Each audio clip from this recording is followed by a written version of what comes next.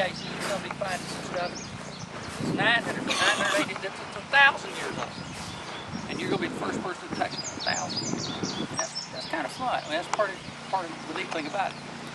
Well, there's also a great responsibility that you've got, because think about it.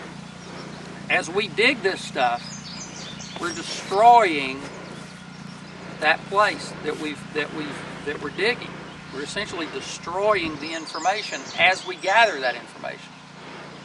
So that's why it's real important for us to record every bit of information that we can. We're going to be taking pottery out. We're going to be putting it in bags so we can go back to a laboratory and wash those materials and those kind of things. But where that pottery sits in the ground and the outline of the houses, all those things are going to disappear soon after we dig them. So we have to record them very carefully. You know, if we went in and just took a shovel and just dug through everything real fast, just looking for just the artifacts, think about all the information we'd lose. Because what I'm going to show you in just a minute, I'm going to show you how we find where these houses are. It's little stains in the soil. Little stains in the soil of different colors of dirt are going to tell us a lot of information. When you take those houses, let's go back to the houses for a second. If I take a house and I'm going to build a house and I'm going to put one of those big pine posts in the ground before I put that cane in there, and that house burns down, or the house just falls down, or the people leave and that house starts to decay, what do you think happens to that post that I remember I dug a hole in the ground and I put that post in the ground. House burns down or the house goes away. What happens to that post, to that little hole in the ground? Huh? There's a hole. There's a hole. All right. And or the wood stays in the hole and the wood rots. There you go. All right, think about it. The soil that you didn't dig is going to be one color. And it's probably going to be a lighter color out here. Well, the post you put in the ground is probably going to be a darker color, because you got soil from up above that's going to go down in that hole over time. It's going to rot out, the post's going to rot out, and this other soil, worms and bugs and stuff are going to make that soil move around a little bit, and it's going to go down in that hole. So it's going to be a different color. And that's good. That's going to show us information. So if I've got a post here and another post here and another post here and another post there, oh my gosh, it'll start to look like a wall. Because then I've got posts going in that direction, and then it makes a corner. Wow, I've got the corner, maybe the corner of a house. If I could show the pattern of where those posts used to be. That's what we're going to be looking for, those kind of posts. Where those patterns of posts went in the ground. Different colors of soil. The other thing that you see is sometimes people would dig a little hole. They might dig a hole to bury somebody. They might dig a hole to bury some trash, or maybe they needed to use that dirt for something else, and so they dug a hole and then it filled up with trash later. We call that a feature, just a feature. We don't know what it is, that's just a feature.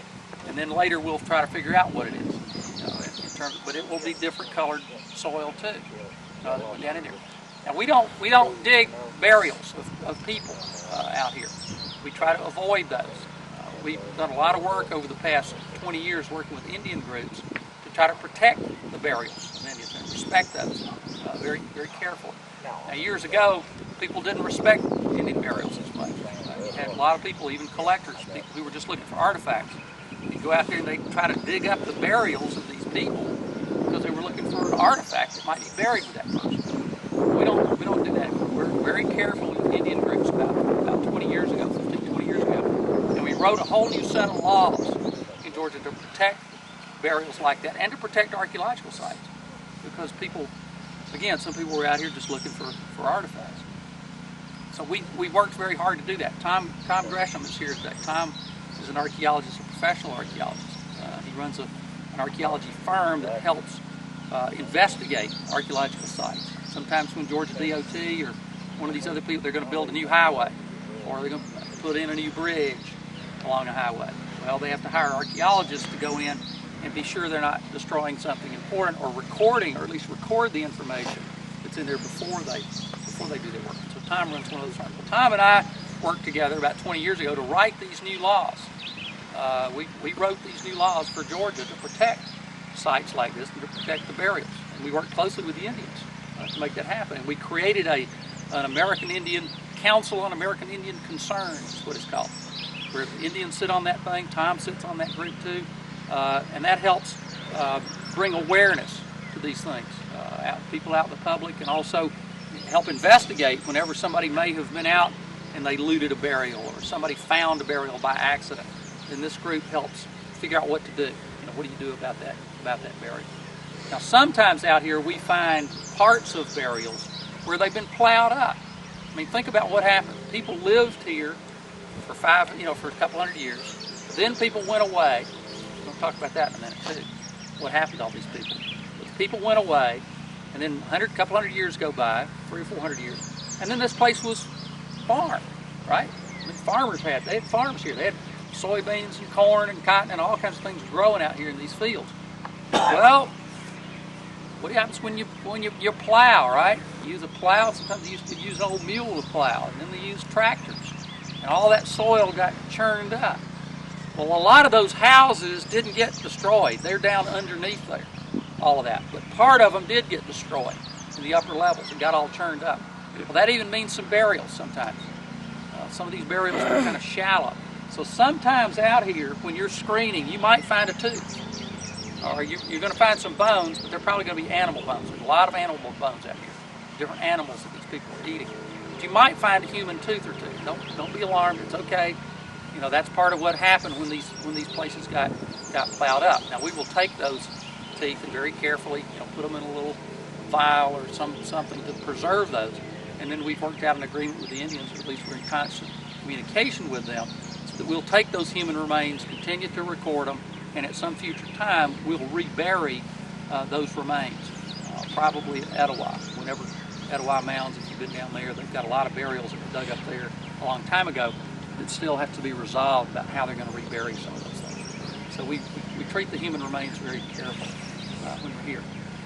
The time period we're going to talk about, I'm going to be finished here in 1 minute, and then we're going to go over and show you what we're going to do in the dirt. The time period that we're going to be dealing with mostly today is that period about 500 years ago. That's when the Spanish came here. So the Spanish explorers came to this site. Hernando DeSoto, that was in 1540, another explorer in 1560, and Tristan de Luna. They came right here to this place. They were really going up to Carter's Lake. There was a major village up there, and this was one of the minor villages, kind of reported to one of the major villages up at Carter's Lake. So this was still a very important village. We think there was a small mound over here in this area. We're investigating over here to see if there really were a couple layers of a mound. And then the farmer in the 1950s or 60s pushed off a lot of the dirt of the mound down into what was the old river channel here. But we can tell what's left in that mound in here from some of the lower levels, and we're still trying to figure that out. When the Spanish came here, they were looking for gold. Hernando DeSoto was looking for gold. He'd been in South America and Peru with Pizarro when they looted all the gold in Peru, and he went back to Spain and said, okay, I'm going to do my own expedition now, and I'm going to go to this new place up here that they called it Florida. They call everything up in here Florida. We're going to go to Florida, and we're going to find new gold. Who wants to go? Well, everybody wanted to go. And so people took their grandfather's money and their uncle's money and their daddy's money, and they all ran off on these ships to go find gold. And then the military had some people too, and the church sent a couple of people. I mean, it was a big crowd, 500 people. And so they came looking for the gold. Well, they also brought with them diseases. You probably studied this in school. But these Indians had no resistance to a number of the European diseases. Simple stuff, mumps, measles, chicken pox, that kind of stuff, flu. Just simple things. They didn't have any immunity to, so they were dying. I mean, Indians were dying in great numbers. But it took several years for it to really knock the population down. By 1600, so within 50 years, this entire area was abandoned. Within 60 years, there wasn't anybody living here. Most of them had died. The ones that had not died gathered together in other groups, and they moved downriver. They became what we call the Creek Indians today in Alabama, in that area, and then they moved on to Oklahoma. And so this area was then abandoned till about the mid-1700s. That's when the Cherokees came in. People talk about this being the land of the Cherokees. Well, yeah, but only later. The Cherokees didn't come here till a lot later. It was the land of the Creeks before that. So the Cherokees came in because they were getting pressure up in North Carolina and Tennessee and that area from Europeans. They moved into this area into the mid-1700s, and it became the capital of the Cherokee Nation, yes. Only for a short period of time. Then the removal to Oklahoma started here at about 1839. So we had a couple of Cherokee, there were a couple of Cherokee houses in this area too, from the early 1800s. This area right here shows up on the early maps as being an improved area. Across the creek there, across the river there, and this area. Which means somebody was living here and they had cleared this area for fields. So this area has been farmed, gosh, by Creek Indians in the, 500 years ago, but then also by the Cherokees in the early 1800s, and then again by other European settlers after 1850 or so. So it's been farmland for a long, long time. Okay, talked a lot about that. We're going to talk about archaeology and what we're going to do over here now. Just a second. Any questions before we go do that? Any questions about how the Indians live? We're going to look at pottery. You're going to show me some of the pottery you're going to see today. I can show you maps of where we are and all those things, later if you want. The pottery that we're going to be finding today, you're going to be finding fragments of these big jars, these big bowls in some cases. And some of these are going to look like, I'm looking for the right marker so I don't mark on it with a permanent marker. There we go. Some of these, again, are from this early time period of about 900 AD. And again, we call that Woodstock. But most of what we're going to find are going to be things that look kind of like this. There's going to be a lot of plain pottery because you had a big jar like this, and it was decorated up here on the rim, but not decorated down below. Not decorated down below. So you're going to find some really impressive pieces like this, where they took a little, how do you think they made that design? A stick. Let me ask a student. How you made that thing? With a stick? Yeah. Right. So you just take a little piece of cane or a little stick, and you made that design. We call that incising. Now how do you think they made those little circles like that? That's a hard thing. They take a piece of this cane over here and it's hollow inside. And so if you cut it off and you just take it and you just stamp it in there, it's going to make like a little donut all the way across there. And they did that. They made a little design just like that.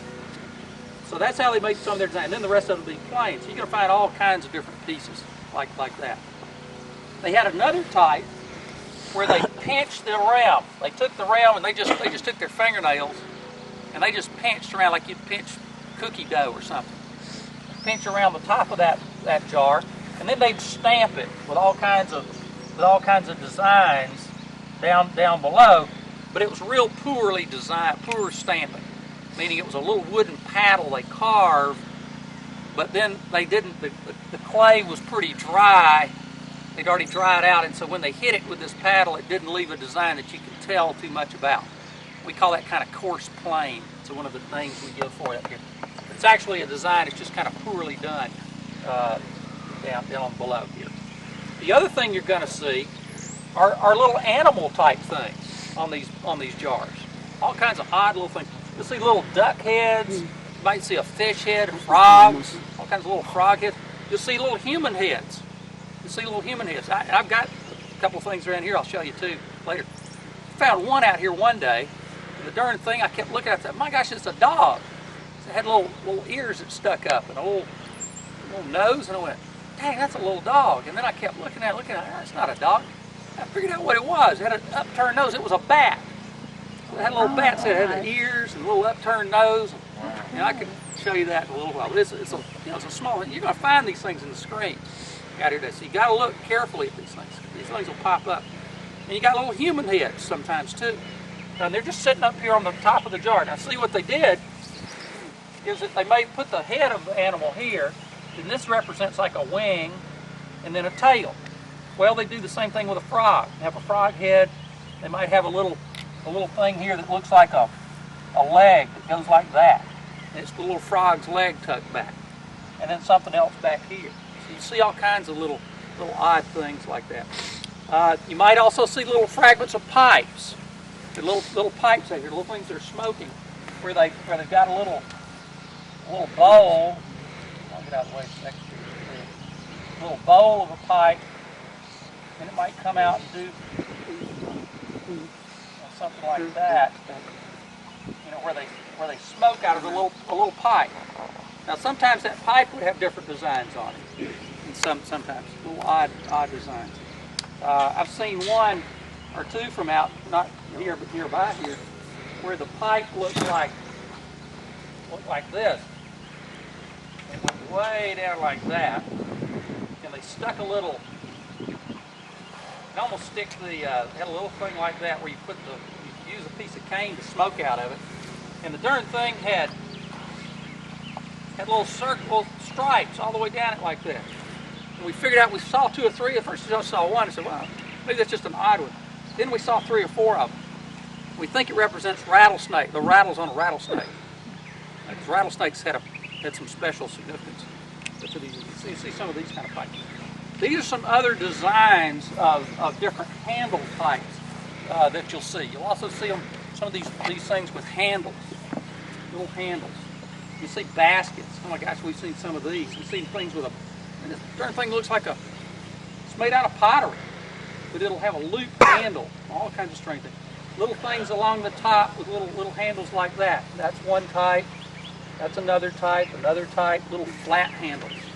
We call that a strap handle, a loop handle, a lug handle, a straight handle like that. Little nodes of clay that they formed and put on the sides of these things. So you may see a little bit of everything today. A little bit of everything. So just kind of show you what that's all about. We're going to save, we'll have people who've done this before, we'll kind of spread them out so they're working with people who haven't done this before. But we're going to take the dirt out of these units. We're going to walk over here, I'll show you how we're going to do this. And you'll have 1 or 2 people using a shovel real carefully. You're going to be shaving the soil with the shovel. Let's walk over here. I'll show you how we do it.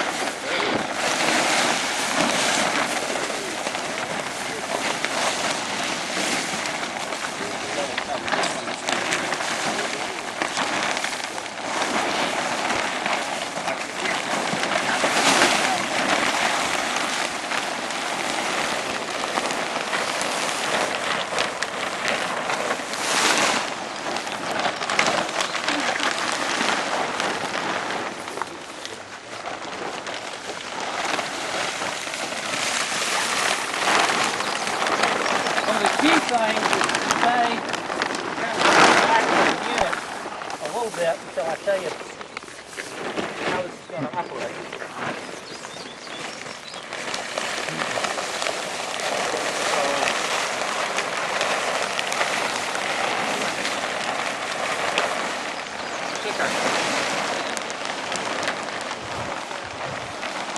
We're going to clean this up a little bit in a minute so it looks a lot neater than this. Watch out for the fire ant. Whoa. Whoa. Hey, Scott, there's bug spray underneath the truck. There's some ant spray. Was there a snake right there? Yeah. Where is he? What type of snake? It's under the tires. Oh, yeah? Yeah. Huh? Oh, yeah. It's a good black snake. That's a good kind. That means they're eating Black racer? That means they're eating mice and gophers. He's right here. There he is. Looks like a coat clip or a snake. Oh, he's a big one, huh? Black rat snake. What's that? That's just a regular black rat snake. Look at him go. Oh, I gotta pick that sucker up. That's a good thing. That's kind of predictable. Where it's warm underneath that plastic. Oh, I'm so gonna pick that thing up eventually. Let's I love those get things. Those some are of these such one snake. fire ants here.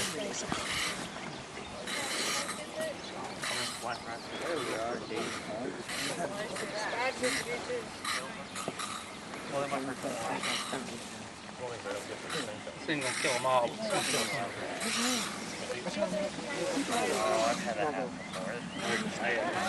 Yeah, it's just gonna make them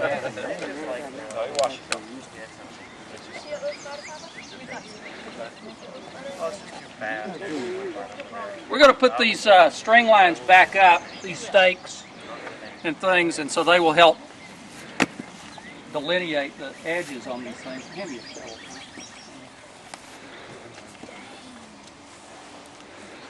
This is going to look a lot cleaner and neater in a few minutes. One of the things we're going to do, I'm going to do right now, just a little bit, I'll show you. We'll just kind of clean this back, and I'll work on that with some other folks. Boy, it is making them mad. Go right after you. Yeah, spray them a little bit. There you go. Get them right there. In the hole that we built. This soil I'm digging right now is previously dug soil, so I'm not hurting anything by digging this. This is soil that's loose. It's already been dug in the past. So this is just, what I'm doing now is just kind of prepping the area, like cleaning up like getting a patient ready for surgery. Kind of cleaning it up a little bit. You see gophers have been out here, and rats and snakes and things underneath the plastic for the past few months. So we'll get this cleaned up here really quickly. How long has it been since you worked in here, Tim? Since we were here in September. September? Yeah. Sorry. Okay, that's good. And so the next thing that we'll do is when we'll come in here and we'll clean up these edges like this. And I'll work on that with some other folks, and we'll get these edges nice and clean. And then what's going to happen is we're going to take this soil right in here, in this area right in the middle here, and somebody's going to stand here and go like this, real gently. You're not going to do this. Don't use your foot. You don't want to do that, and you're not going to dig down like that angle. Just going to shave it off, just a little bit. And I just see when I hit something a little hard, I didn't crunch through it. I just kind of moved the shovel a little bit just to pry it up, so it doesn't tear it up. And there are little things coming up right now. That's little parts of rocks that are broken out here in villages. There's a piece of daub. Remember the daub I was telling you about? The sides of the house, that little orange thing right there? That's an orange piece. It'll be sometimes red, sometimes orange. Daub is from the mud that was packed around the side of the house. It got burned. And the house burned down. So you're going to see some of that. Here's pottery starting to come up already. Little pieces of pottery. But when you're digging it, don't worry about that. Don't stop and play with it too much. Just sort of, just go ahead and shovel it. Just shovel it carefully. There's some little pieces of shell. There's mussel shell in here from the river, because they were using the mussels in the river for a lot of different things, probably eating them and doing some other things with them. They were grinding up the mussel shell sometimes and putting it in the pottery. Now, why do you think they did that? Color. Color, maybe. Strength. So you get that, it's almost like a little bit of concrete. But also they kind of like the color too, maybe. Sometimes they ground it up real fine, sometimes they didn't. But it allowed them to make pottery that was more elaborate and thinner, because it gave more strength in there. But there's something stylistically going on too. We don't know what it is. So about 15 or 20% of the pottery out here will be shell tempered. So it has shell in the pottery. That's a piece of shell. Just when I said that. Right on cue. I planned it that way. Anyway, so somebody's going to stand here, a couple of people, there are 2 shovels per area. Two or three people can do this. Just kind of shave this stuff up, just a little bit, like this. Just shave it up. And then what's going to happen is you're going to put it in buckets too. The people who are doing the shaving will also take this stuff and just pile it up a little bit and put it in the buckets. And just kind of shovel it in the bucket, just like that. Now the other people are going to be standing, your team, at your area, are going to be standing next to the screens. So remember what we're going to do. Each one of these squares has a special number to it. That's what the pink tape was all about.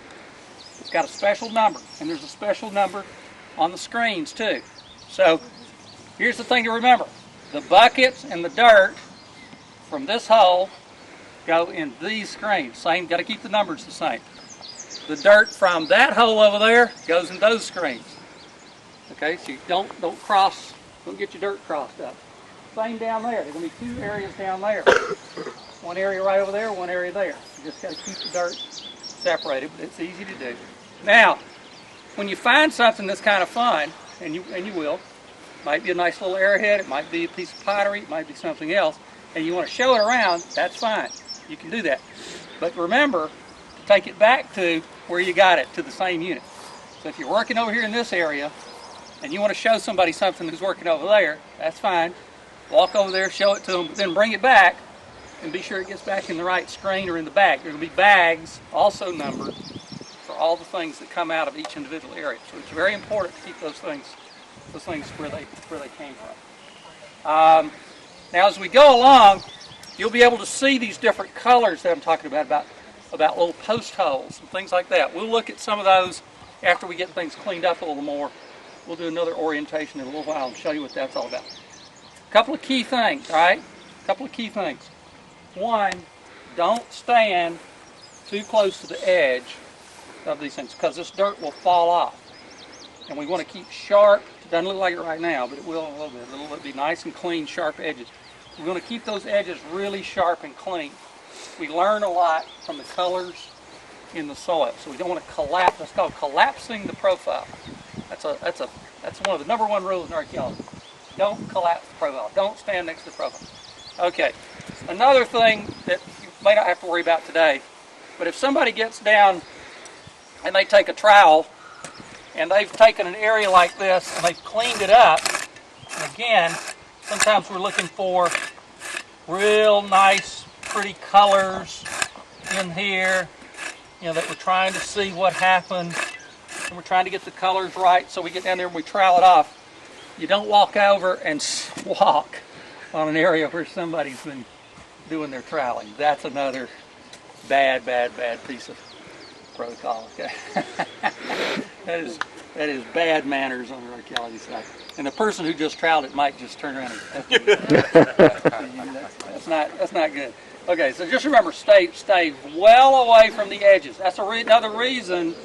You see where I've cleaned that back, and I'm going to clean it back about 2 or 3 feet from the edge because I don't want loose stuff falling in, and we don't want people standing next to that edge. We're probably going to put strings up there too, so that'll keep it nice and easy for you to see where those edges are. So that's another important thing. Don't walk up the edge, and don't jump into a unit. Don't stand up here and say, okay, I'm going to get down there and take both feet and jump real hard. You don't need to do that. Gently walk around to the edge and work from the edges back in. These areas out in here, it's okay to walk on, but you probably want to stay off of it generally. It won't hurt anything, but all this has been excavated and recorded out in these areas. We'll be working in 2 squares there and 2 squares here, up in these corners. And it's okay to walk down in here, but there's really no need to. Those are one other little piece of safety information. When you put your shovel down, don't put it down like that, because you'll be a cartoon. You don't want to be a cartoon. Okay. So put it down like that. And when you have a trowel, we won't have a lot of people with trowels out here doing that. But if you have a trowel and you're getting ready to put it down somewhere, put it near a corner. Might be a good thing to do. It'll be near a stake, and stick it in the ground like that. That way it won't get lost. It won't get lost. So that's another one. We got bug spray, we got water, we got, again, anybody want to take a bathroom break before we get started? Feel free to do that. Gloves. I highly recommend you to wear these little cotton gloves. We got a big stack of them over here, big pile of them. When you're running the dirt through the screen, we'll show you how to do that. Use those gloves. That soil and little nicks on the screens, it might cut your finger. Sometimes even the little flint chips will cut your finger. So I always like to use those little cotton gloves. We will show you when you're going through the screens what to throw away and what to keep. A lot of little rocks that you're going to throw away. You're going to keep pottery and you're going to keep little flint chips. All right, everybody will take a bathroom break, come back, get into teams. Again, kind of 4 different areas. 4 areas. What do you think?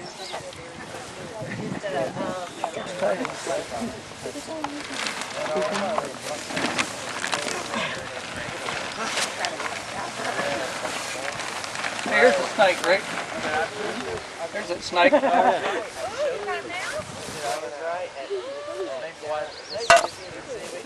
He's a good looking one. Pretty good.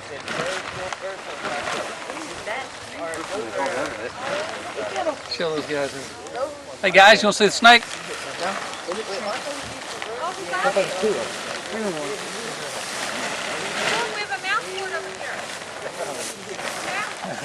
I'll keep both of them safe.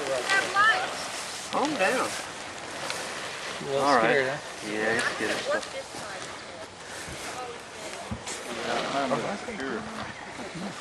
No, it's not one. You been writing about it? No, not yet. You're gonna let him calm down. He's not poisonous? No. He ain't poisonous. It's dangerous. Might bite. Oh, he's so agitated. Nothing until he calms down. Glassy on the other side. Yeah, he's gonna shed. I don't know, maybe a while. Or might be a young side. Probably young. Are you afraid of snakes? Yeah, they get up to be about 6 feet long. So. Hey, that's long. He's outnumbered. Or he might already do because his skin's still like no, he's about to shake. He just down. Yeah, part his belly. Yeah. Yeah, you can see through. You can't see through that on snakes.